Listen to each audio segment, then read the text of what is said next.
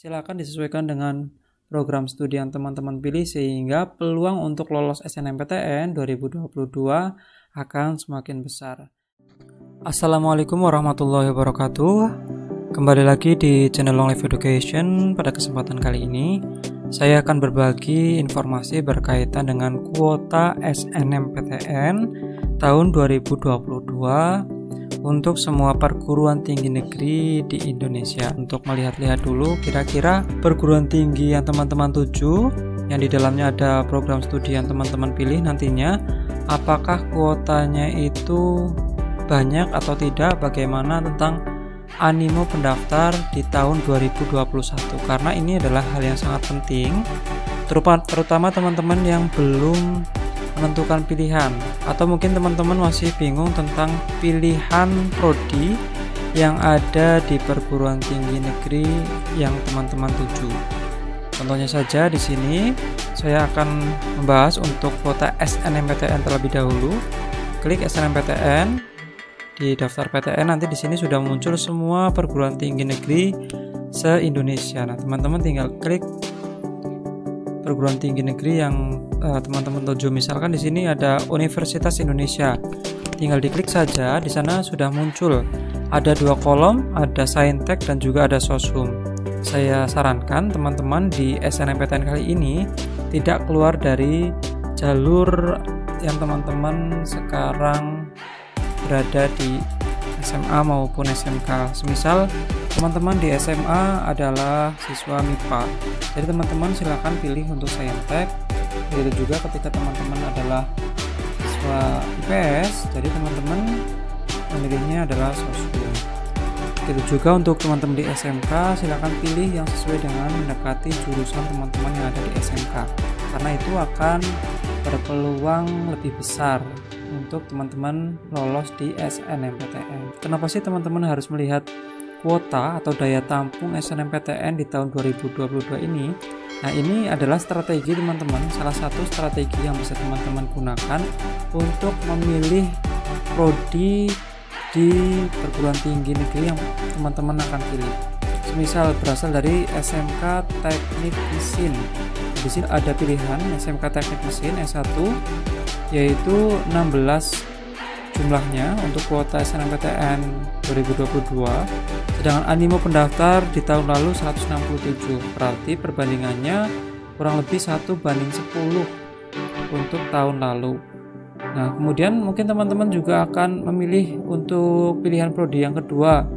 Misalkan tadi pilihan pertama adalah mesin, pilihan keduanya teman-teman masih bingung dan masih mencari kira-kira prodi apa yang peluangnya lebih besar untuk diterima. Di sini itu ada daya tampungnya. Di sebelah kanannya ada peminat di tahun 2021. Maksudnya di sini peminat dari SNMPTN tahun 2021. Semisal di sini teman-teman cari kuota SNMPTN 2022 yang paling besar. Untuk animo cari yang paling kecil, sehingga kemungkinan prediksi untuk tahun ini untuk lolos SNMPTN itu lebih besar. Contohnya saja, misalkan di sini yang paling banyak adalah 30, kurang 36. Ini untuk kedokteran. Tapi peminatnya juga sangat banyak, sehingga kemungkinan teman-teman lolos itu juga kemungkinannya akan sedikit lebih kecil. Bukan berarti tidak diterima, tetapi kemungkinan lolosnya itu lebih kecil karena saingannya lebih banyak. Nah, berbeda halnya dengan semisal di sini ada coba untuk peminat yang paling sedikit di tahun lalu di Universitas Indonesia. Semisal ini ada 91, 78.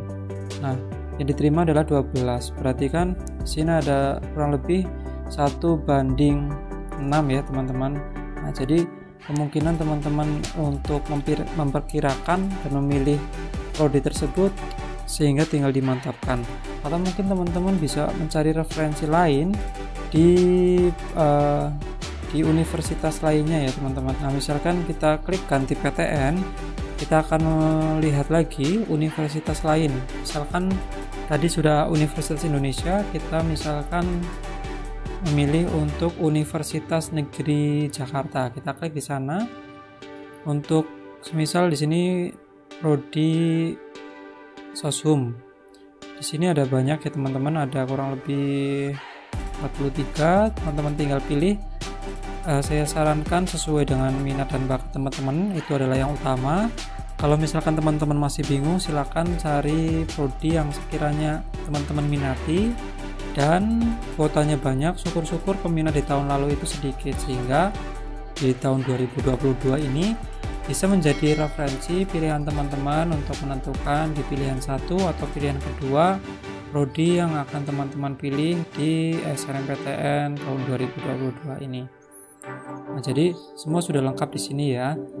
Saya sudah pernah mengkonfirmasi juga ke pihak LTMPT bahwa kuota dan peminat yang tersaji itu memang real diperoleh dari perguruan tinggi negeri yang masuk ke dalam pilihan SNMPTN di tahun 2022 ini. Jadi daya tampung dan peminatnya itu adalah real dari perguruan tinggi negeri yang terdaftar di SNMPTN. Mungkin itu saja teman-teman untuk informasi daftar perguruan tinggi negeri dan juga prodi sekaligus kuota dan peminat di tahun 2021, sehingga teman-teman bisa sedikit banyak memperhitungkan sekiranya ketika memilih prodi salah satu prodi apakah itu peluangnya besar atau tidak. Nah, itu juga perlu teman-teman kembalikan lagi bagaimana nilai teman-teman, apakah sesuai, apakah kira-kira bisa.